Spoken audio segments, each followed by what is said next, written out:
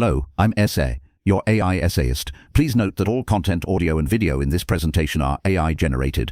As AI can sometimes produce inaccuracies, I encourage you to verify any factual information presented. With that in mind, let's begin.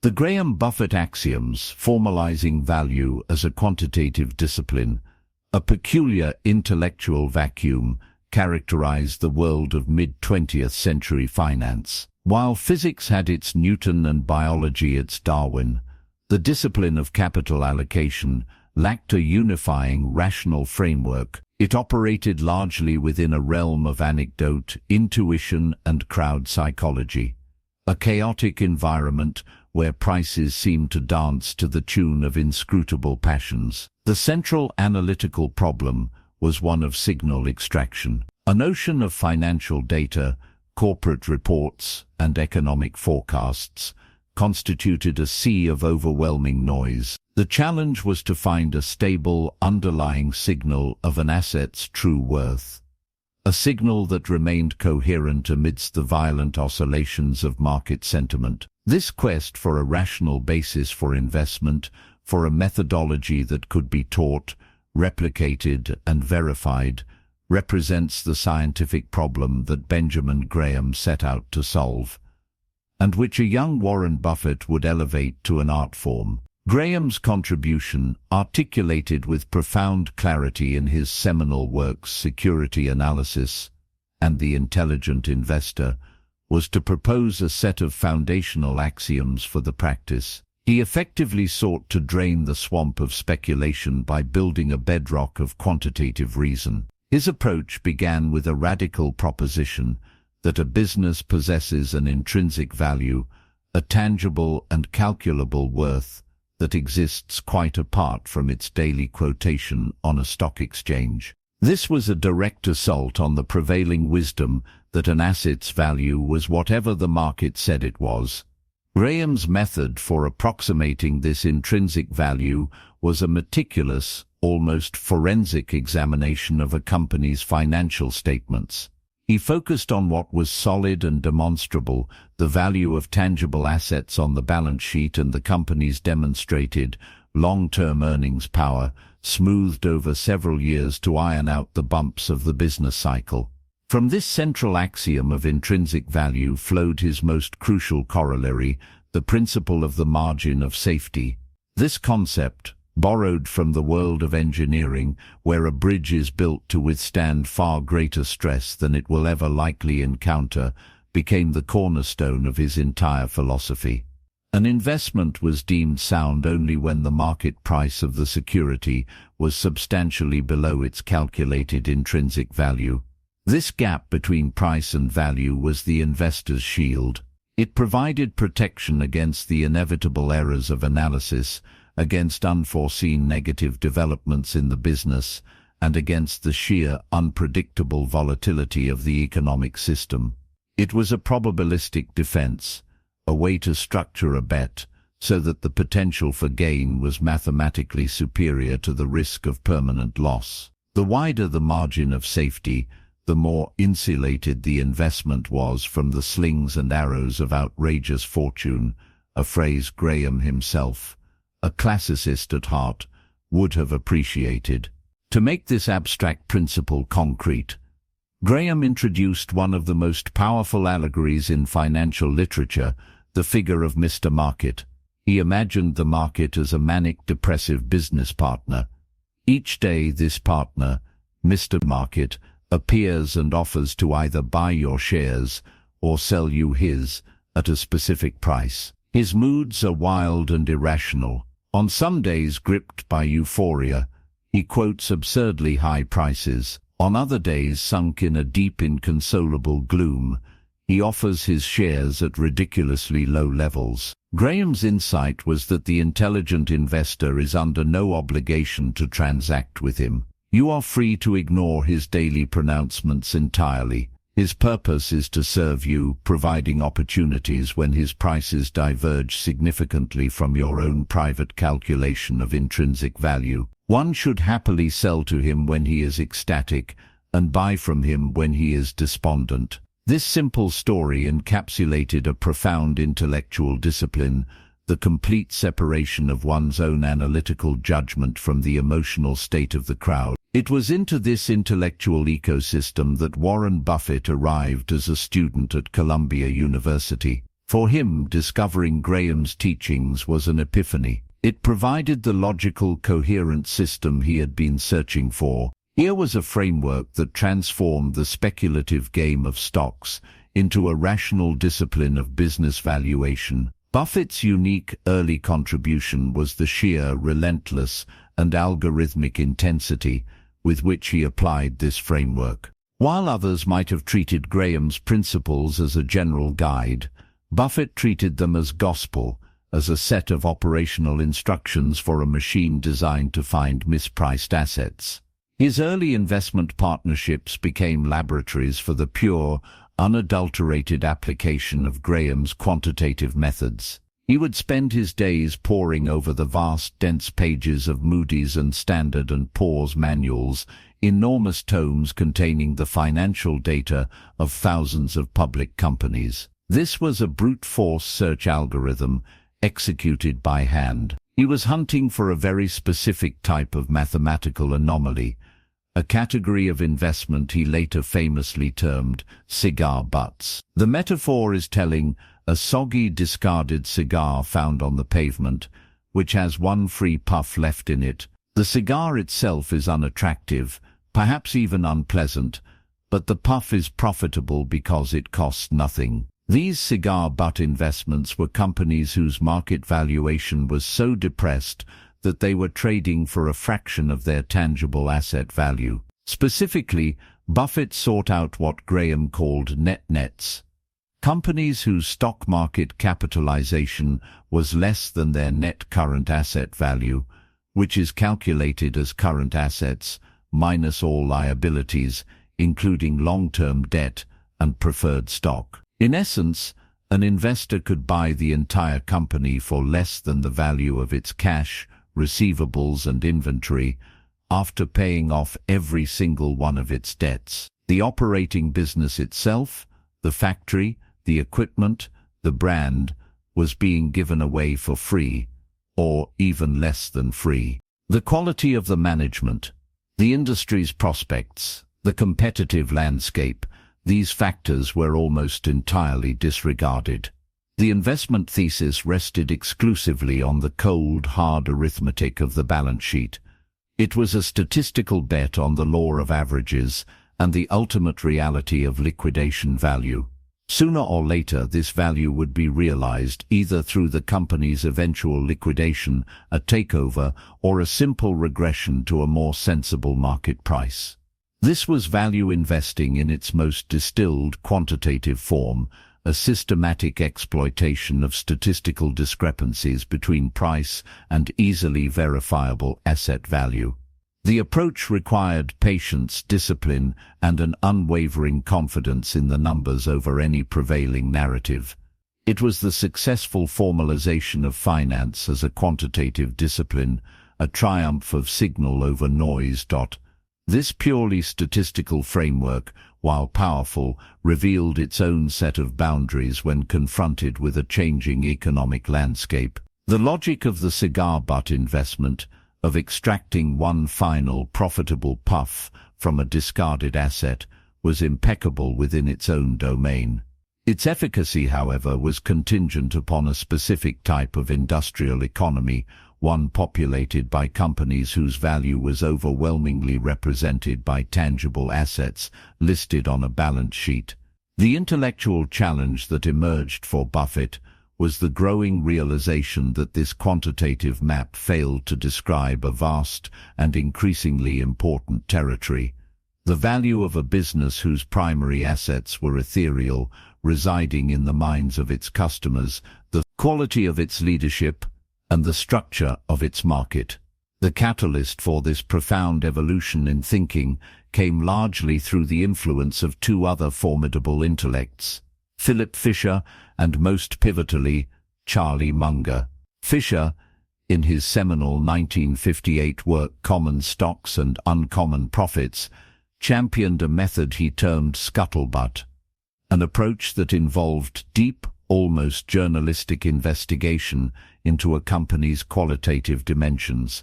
It required speaking with competitors, suppliers, and former employees to build a mosaic-like understanding of a company's operational excellence and competitive standing. It was a framework for assessing factors that would never appear in a financial statement. Munger, Buffett's longtime intellectual partner, distilled this philosophy into a powerful aphorism that would re-architect Buffett's entire model. It is far better to acquire a wonderful company at a fair price than a fair company at a wonderful price. This statement represents a fundamental inversion of the original Graham doctrine. The primary variable shifted from price to quality. The goal became identifying durable excellence, with the calculation of an appropriate purchase price following as a secondary, albeit still critical, step. This synthesis of Graham's quantitative discipline with Fisher's and Munger's qualitative insight gave rise to one of Buffett's most enduring conceptual contributions, the economic moat. The metaphor is both simple and deeply resonant. A business is a castle, and its long-term profitability is the treasure within. The crucial analytical task is to assess the strength and durability of the moat surrounding that castle, the structural barrier that protects it from marauding competitors. This heuristic provided a powerful framework for organizing and evaluating the very intangible qualities that the pure balance sheet approach ignored. The moat could take several forms. It could be the power of a global brand, like Coca-Cola, whose name recognition creates a psychological preference transcending the physical product.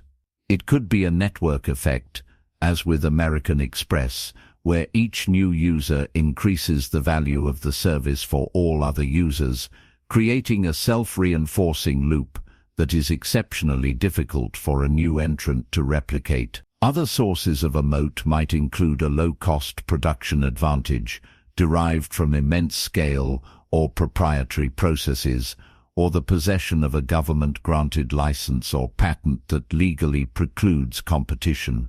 The intellectual innovation here was to transform these fuzzy qualitative concepts into concrete inputs for a long-term valuation model. Assessing the width and permanence of a moat became a probabilistic exercise. A wide, stable moat implies a high probability that the company can sustain high returns on its invested capital for many years into the future. A narrow or shrinking moat suggests that competition will inevitably erode those returns, driving them down toward the industry average. This analytical framework moved the locus of investigation from a static assessment of a company's past, as recorded in its financials, to a dynamic forecast of its future competitive position. It demanded a historian's understanding of industry evolution, a psychologist's insight into consumer behavior, and a strategist's appreciation for competitive dynamics. This evolution represents a pioneering practical application of principles that would later be formalized within the field of behavioral economics. Buffett's refined methodology was engineered to capitalize on predictable patterns of market irrationality. The original Graham model exploited the market's tendency toward excessive pessimism, its willingness to sell assets for far less than their tangible worth in moments of fear. The new, Munger-influenced model exploited a different, more subtle cognitive error: the market's chronic underestimation of durability. Financial markets, often driven by short-term earnings reports and a belief in mean reversion, frequently fail to price the persistence of true excellence. The market may correctly identify a wonderful business, yet fail to appreciate the probability that it will remain a wonderful business for decades. By focusing on the economic moat, Buffett was creating a system to identify companies whose futures were more predictable than the average. The analysis of management quality, for instance, became an exercise in judging the character and rationality of the capital allocators at the helm. Were they likely to act in the long-term interests of the owners? Would they reinvest the castle's profits wisely, either by deepening the existing moat or by building new ones? This was a far more complex calculation than simply dividing current assets by total liabilities. It was an attempt to quantify the abstract virtues of integrity, patience, and rational decision-making, and to build a portfolio based on the high probability of their persistence. This evolved framework, a robust blend of hard numbers and informed judgment, created an analytical engine capable of identifying superior enterprises. The subsequent challenge became a structural one, securing a source of capital vast and reliable enough to fuel this engine for decades of compounding growth. This structural imperative for a permanent, scalable capital base guided Buffett toward an industry few associated with high finance alchemy, property and casualty insurance. The world of actuarial tables and claims adjustments seemed far removed from the dynamic pursuit of undervalued securities. Yet within the mundane operational cycle of insurance lay the solution to his compounding dilemma. He perceived the industry through a different lens, seeing a powerful financial engine concealed within a risk management business. The challenge was a question of financial architecture, how to construct a system that perpetually generated investable funds, independent of the whims of public markets or the restrictive covenants of traditional debt. The answer he engineered was the masterful exploitation of insurance float. At its core, float is a simple concept derived from a temporal asymmetry. Insurers collect premiums from their clients up front, creating a pool of capital. They hold this capital and invest it for their own account before paying out any future claims that may arise under the policies they have written. This collected sum, the float, represents the money that belongs to others but which the insurer temporarily controls. For most of the industry, this was a pleasant byproduct, a secondary source of income supplementing the primary business of underwriting risk. For Buffett, this inversion of priorities revealed the entire opportunity. The central product of an insurance company, from his perspective, became the float itself. The business of underwriting was the means to acquire that product at a favorable price. The entire enterprise hinges on a crucial probabilistic calculation embodied in a single metric, the combined ratio. This figure represents the total of an insurer's incurred losses and operating expenses expressed as a percentage of its earned premiums. A combined ratio of 105%, for example, means that for every dollar of premium collected, the company paid out $1.05 in claims and costs. This constitutes an underwriting loss. Conversely, a combined ratio of 95% signifies a 5-cent profit on every premium dollar. This discipline of underwriting is an exercise in applied probability. It requires a deep statistical understanding of risk pools, the rigorous setting of premiums to reflect the expected value of future claims, and an operational efficiency that contains costs. Buffett's genius was to recognize that achieving a consistent combined ratio below 100% transforms the nature of float entirely. When an insurer operates at an underwriting profit, the float it generates comes with a negative cost. The company is in effect being paid to hold and invest other people's money. This stands in stark contrast to every conventional form of capital. Bank loans carry interest expenses. Issuing equity dilutes existing owners. The float, when generated by a disciplined underwriter, offered a source of leverage without the associated cost of capital. Indeed, it came with a bonus. This transformed the insurance operations of Berkshire Hathaway from a collection of standalone businesses into a centralized treasury, one that funneled a vast and growing river of capital to corporate headquarters for allocation. This financial instrument possessed several properties that made it uniquely suited to Buffett's long-term value-oriented philosophy. The duration of the float, particularly in certain lines like workers' compensation or medical malpractice, can be exceptionally long. Claims may take years, even decades, to be fully reported and settled. This provides a stable, long-term capital base, liberating the investment manager from the pressures of short-term liquidity needs. It allowed Berkshire to invest in assets, including entire companies, with a time horizon measured in decades, perfectly matching the compounding philosophy developed in the partnership years. The capital was patient because the liabilities it was meant to cover were themselves patient.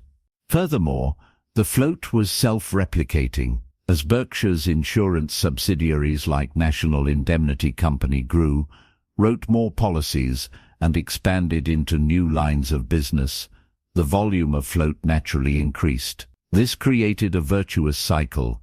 Successful investments made with the float generated more capital, which in turn allowed Berkshire to acquire even larger insurers or expand the underwriting capacity of its existing ones, thereby generating even more float. This mechanism provided an organic solution to the problem of scale. While other investors found their universe of opportunities shrinking as their capital base grew, Berkshire's grew in tandem with its investable assets. The engine of capital generation expanded to meet the demands of the investment engine. This structure represents a profound piece of financial engineering. It reconceptualized an entire industry, shifting the perception of its core product from risk mitigation to capital generation. The elegant mathematics of the arrangement lay in its contingency. The entire benefit depended on the probabilistic discipline of sound underwriting. Without it, the float becomes a high-cost loan, an anchor dragging down returns. With it, the float becomes a powerful, cost-free tailwind, amplifying the results of the investment portfolio. This insight allowed Buffett to construct a corporate entity unlike any other, one with a permanent, low-cost, and scalable source of capital at its very core. This financial architecture became the bedrock upon which he would build a diversified industrial empire, providing the immense fuel required for the compounding machine to run on a global scale. This immense and continuous flow of capital demanded an equally sophisticated apparatus for its deployment. The engine that generated the funds required a peer in the engine that allocated them. Here we arrive at the culminating synthesis of Warren Buffett's intellectual project,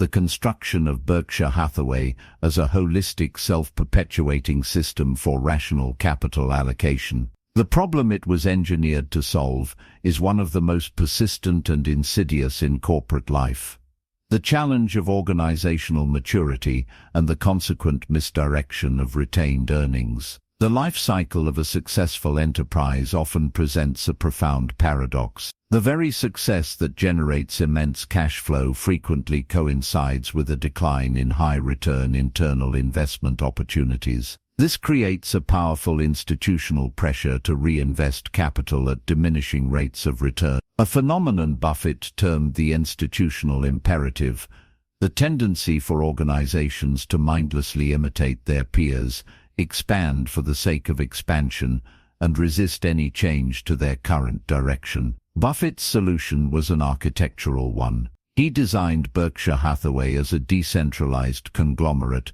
whose central function is the optimal, tax-efficient reallocation of capital. The headquarters in Omaha operates as a supremely rational clearinghouse, channeling surplus funds from mature, cash-generative subsidiaries toward new investments with superior prospective returns. This structure elegantly circumvents the typical friction points of corporate finance. When a wholly owned subsidiary like See's Candies generates profits exceeding its needs for reinvestment, those funds flow to the parent company. There, they can be combined with capital from the insurance float and earnings from dozens of other businesses, creating a formidable pool of investment capital. This capital is then deployed, using the evolved valuation model of owner earnings and durable competitive advantage, to acquire new businesses or purchase marketable securities. The system's efficiency is profound. It avoids the double taxation that occurs when a company pays a dividend to shareholders, who are then taxed on that income before they can reinvest it. Within Berkshire's closed loop, capital moves from one productive asset to another with minimal leakage. $1 earned in a Nebraska furniture store can, within a remarkably short period, become $1 invested in a global railroad, a leading technology firm, or an energy utility, all without ever leaving the corporate structure. This is the compounding machine operating at maximum efficiency, with its internal gears lubricated by a unique corporate design. The entire architecture is a physical manifestation of the economic principle of opportunity cost. Every dollar retained within a subsidiary is implicitly weighed against its potential return elsewhere in the Berkshire universe. The central office's primary responsibility is to make that comparison with unwavering discipline. This model also solves a deep psychological problem. The managers of Berkshire's operating businesses are freed to do what they do best, run their companies with excellence. They are liberated from the pressure to find mediocre acquisitions or pursue ill-advised expansions with their excess cash. Their mandate is operational performance. The mandate for capital allocation, a completely different skill set, remains with Buffett and his successors. This separation of duties recognizes that operational acumen and investment acumen are distinct talents, rarely found in equal measure within a single individual or management team. The structure institutionalizes this insight, creating a system where specialists in each domain can excel. The synthesis of the core principles becomes clear. The foundational philosophy of intrinsic value, derived from Graham, provides the intellectual bedrock, the unwavering focus on what a business is truly worth. The refined valuation model, with its emphasis on moats and owner earnings, provides the analytical lens to identify suitable acquisition targets. The insurance float provides the powerful, low-cost financial engine to fund these acquisitions, and the Berkshire Hathaway corporate structure provides the permanent tax-efficient home where these assets can reside and compound their value over generations. Each element is necessary. Together they form a cohesive, self-reinforcing system of immense power.